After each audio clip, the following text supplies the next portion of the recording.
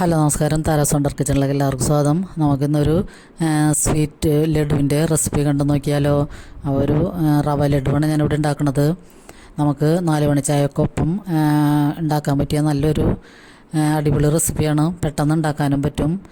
കുറച്ച് റവയും പഞ്ചസാരയും നെയ്യും ഉണ്ടെങ്കിൽ നമുക്ക് ഇതേപോലത്തെ നല്ല അടിപൊളി ലഡു ഉണ്ടാക്കിയെടുക്കാൻ പറ്റും. അപ്പോൾ അതിനുവേണ്ടി ഞാൻ വറുത്ത റവയാണ് എടുത്തേക്കണത്. ഒരു ചെറിയൊരു കപ്പിൽ 1 കപ്പോളം ഉണ്ടാകും. അത്രയും റവയാണ് ഞാൻ എടുത്തേക്കണത്. അപ്പോൾ അത്രയും മതിയാകും നമുക്ക്. പിന്നെ ഇതിന് മിൽമ നെയ്യാണ് കൂടുതൽ വേണ്ടത്. നെയ്യ് ഒഴിച്ചിട്ടാണ് നമ്മൾ ഈ റവ ഫ്രൈ ചെയ്തെടുക്കണത്. നമുക്ക് കശുവണ്ടി പരിപ്പും മുന്തിരിയൊക്കെ ഉണ്ടെങ്കിൽ അതൊക്കെ ചേർത്ത് കൊടുക്കാം. അപ്പം നമ്മൾ 2 പാനടപ്പത്ത് വെച്ച് ചൂടാകുമ്പോൾ 2 ടീസ്പൂൺ നെയ്യ് ഒഴിച്ചു കൊടുത്തിട്ട് അതിലേക്ക് കശുവണ്ടിയും മുന്തിരിയും ഒന്ന് വറുത്തെടുക്കാം. ഇപ്പോൾ റവ വെച്ചിട്ട് പലതരം പലഹാരങ്ങളൊക്കെ എല്ലാവരും ഉണ്ടാക്കാറുണ്ട്. അപ്പോൾ ഇത് പെട്ടെന്ന് ഉണ്ടാക്കാൻ പറ്റുകയും ചെയ്യും. പിന്നെ നല്ല ടേസ്റ്റുമാണ്. നെയ്യും പഞ്ചസാരയും തേങ്ങയൊക്കെ ചേർക്കണാറും തന്നെ നല്ല അടിപൊളി ടേസ്റ്റിലാണ് നമുക്കത് കഴിക്കാൻ പറ്റണത്. ഇപ്പോൾ കശുവണ്ടിയും റൈസൺസും ഒന്ന് ഫ്രൈ ചെയ്ത് കഴിഞ്ഞിട്ട് അതിലേക്ക് തന്നെയാണ് ഞാൻ റവ ചേർത്ത് കൊടുക്കുന്നത്. വേണമെങ്കിൽ ഇതൊന്ന് കോരി മാറ്റിയതിന് ശേഷം റവ ഇട്ടിട്ടൊന്ന് ഫ്രൈ ചെയ്തെടുക്കാം. ഇപ്പോൾ വറുത്ത റവ വേണമെങ്കിൽ വറുക്കാത്ത റവ വേണമെങ്കിലും നമുക്ക് നെയ്യിലിട്ടൊന്ന് സോക്ക് ചെയ്തെടുക്കേണ്ടി വരും. അപ്പോൾ നമ്മൾ റവ അതിലൊക്കെ ഇട്ടിട്ട് ചെറുതീയിലിട്ടൊന്ന് അതിൻ്റെ ഒന്ന് ചൂട് കയറിയാൽ മതിയാകും. നെയ്യൊന്ന് റവയിൽ പിടിച്ചിരിക്കണമെന്ന് മാത്രമേ ഉള്ളൂ. അപ്പോൾ ഇപ്പോൾ വേണമെങ്കിൽ കുറച്ചും കൂടിയും നെയ്യ് വേണമെങ്കിൽ ഒഴിച്ചു കൊടുക്കാം. അപ്പോൾ അതൊന്ന് ഫ്രൈ ആയതിന് ശേഷം നമ്മളത് പാനിൽ നിന്ന് മാറ്റിയിട്ട് വേറൊരു പാത്രത്തിലേക്ക് മാറ്റി വെച്ചതിന് ശേഷം നമുക്ക് ആ പാനിൽ തന്നെ കുറച്ചും കൂടിയും 2 ടീസ്പൂൺ കൂടിയും നെയ്യ് ഒഴിച്ചെടുത്തിട്ട് അതിലേക്ക് കുറച്ച് പഞ്ചസാര, ഞാനിപ്പോൾ ഒരു 1/2 കപ്പിൽ താഴെ പഞ്ചസാരയാണ് എടുത്തേക്കണത്. മധുരം നമുക്ക് കൂടെ കുറയ്ക്കുകയും ചെയ്യാം. അപ്പോൾ ഞാനിവിടെ പാകത്തിനുള്ള മധുരം ഒട്ടും കൂടാതെയാണ് എടുത്തേക്കണത്. അപ്പോൾ ഈ പഞ്ചസാര ഒന്ന് മെൽറ്റായി വരുന്ന സമയത്ത് നമുക്ക് കുറച്ച് പാൽ ഇതിലേക്ക് ഒഴിച്ചു കൊടുക്കാം. പാലല്ലെങ്കിൽ വെള്ളം അതിൽ ഒഴിച്ചു കൊടുത്താൽ മതി. ഞാനിപ്പോൾ പാല് ആണ് ഒഴിച്ചു കൊടുക്കുന്നത്. ഇപ്പോൾ പഞ്ചസാര ഒന്ന് മെൽറ്റായി വരുമ്പോഴത്തേനും പാലൊഴിച്ചു കൊടുത്തിട്ട് നമ്മൾ അതിലേക്ക് തേങ്ങ, ഞാൻ മിക്സിയിൽ തേങ്ങ ഒന്ന് ക്രഷ് ചെയ്യാൻ ഇട്ടിട്ടുണ്ടായിരുന്നു. അപ്പോൾ തേങ്ങയും 2-3 ഏലക്കായുടെ കുരുവും കൂടി ചേർത്തിട്ട് ഒന്ന് ക്രഷ് ചെയ്തതിന് ശേഷം നമുക്ക് ഈ പാലിലേക്ക് ഇട്ട് കൊടുക്കാം. എന്നിട്ടൊന്ന് മിക്സ് ചെയ്യാം. അപ്പോൾ ഏലക്കായുടെ രുചിയും കൂടി കൂടുമ്പോഴാണ് നല്ല ടേസ്റ്റ് ഉണ്ടാവുന്നത്. ഇതിലൊക്കെ ഏലക്കായുടെ ചുവ മാത്രം മതിയാകും. എന്നിട്ട് നമുക്കൊന്ന് മിക്സ് ചെയ്തതിന് ശേഷം അപ്പോൾ നെയ്യിലും പാലിലൊക്കെ കിടന്നാണ് ഇത് മിക്സ് ആവണത്. പിന്നെ അതിലൊക്കെ നമുക്ക് റവ എടുത്ത് വെച്ചേക്കണത് ഫ്രൈ ചെയ്തേക്കണ റവയും കൂടി ഇട്ട് കൊടുക്കാം.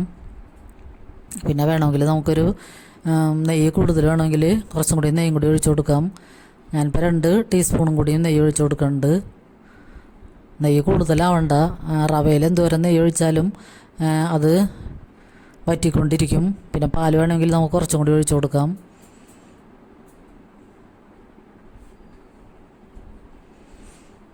എന്നിട്ട് നന്നായിട്ടൊന്ന് മിക്സ് ചെയ്തതിന് ശേഷം റവയും കൂടി ഇട്ടിട്ട് ചെറുതീയിലിട്ടിട്ട് ഒന്ന് മിക്സ് ചെയ്തെടുക്കാം. അപ്പോൾ റവയിൽ നെയ്യുടെയും റൈസൻസിൻ്റെയൊക്കെ കളറാണ് റവ അങ്ങനത്തെ കളറായിട്ടിരിക്കണത്. വേണമെങ്കിൽ നമുക്കിതിൽ ഫുഡ് കളറ് ചേർക്കാം.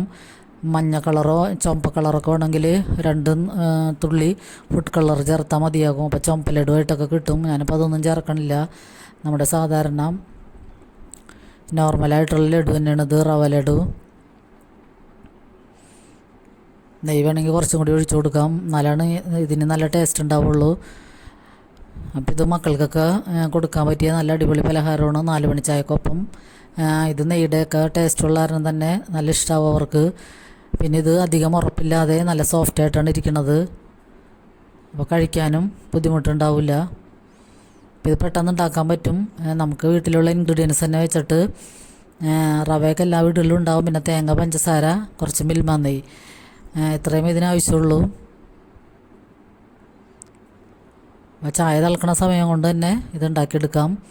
അപ്പം നമുക്കിത് ഫ്ലെയിം ഓഫ് ചെയ്തതിന് ശേഷം ഒന്ന് ചൂടാറാൻ മാറ്റി വെക്കാം. അധികം ചൂടാറിനേക്ക് മുമ്പ് കയ്യിൽ പിടിക്കാൻ പാകത്തിന് ചൂടുള്ളപ്പോൾ നമുക്കൊന്ന് കൈ കൊണ്ട് തന്നെ ഉരുട്ടിയെടുക്കാം.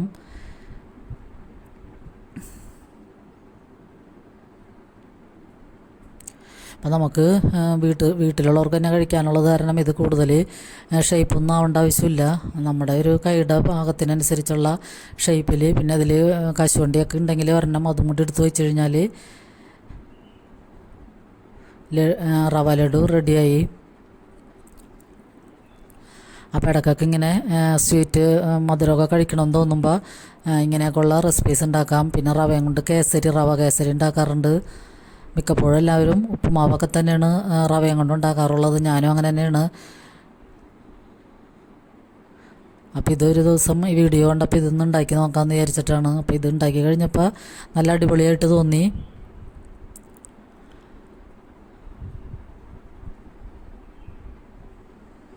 അപ്പം ഇങ്ങനത്തെയൊക്കെ സ്വീറ്റ്സൊക്കെ മക്കൾക്ക് ഉണ്ടാക്കി കൊടുക്കാൻ എല്ലാവരും ഒന്ന് ശ്രമിക്കുക. പെട്ടെന്ന് ഉണ്ടാക്കാൻ പറ്റുകയും ചെയ്യും, അധികം ബുദ്ധിമുട്ടൊന്നുമില്ല. അപ്പോൾ ഇങ്ങനെ നമുക്ക് കൈ കൊണ്ട് തന്നെ ഉരുട്ടിയെടുക്കാം.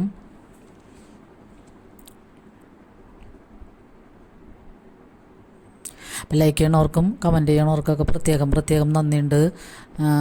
പുതിയ കൂട്ടുകാരൊക്കെ കുറേ പേര് വന്നിട്ടുണ്ട്. അപ്പോൾ അവർക്കെല്ലാവർക്കും നമ്മുടെ ഈ ചെറിയ ചാനലിലേക്ക് പ്രത്യേകം സ്വാഗതം ചെയ്യണം. ഇനിയും നിങ്ങൾ ഫ്രണ്ട്സിനും റിലേറ്റീവ്സിനൊക്കെ ഒന്ന് അയച്ചു കൊടുത്ത് ഞങ്ങളുടെ ചെറിയ ചാനലുകളെ സപ്പോർട്ട് ചെയ്യാൻ മറക്കരുത്. അപ്പോൾ നിങ്ങൾ ഈ വീഡിയോ സ്കിപ്പ് ചെയ്യാതെ കാണണം. വീഡിയോ കണ്ടുകൊണ്ടിരിക്കുമ്പോൾ തന്നെ ലൈക്ക് ചെയ്യാൻ മറക്കരുത്. അപ്പം നമ്മുടെ റവ ലഡുയുടെ റെഡിയാണ്.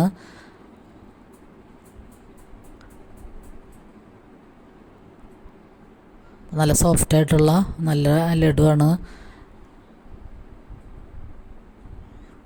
അപ്പോൾ അടുത്തൊരു വീഡിയോയുമായി വരുന്നതുവരെ എല്ലാവർക്കും നന്ദി.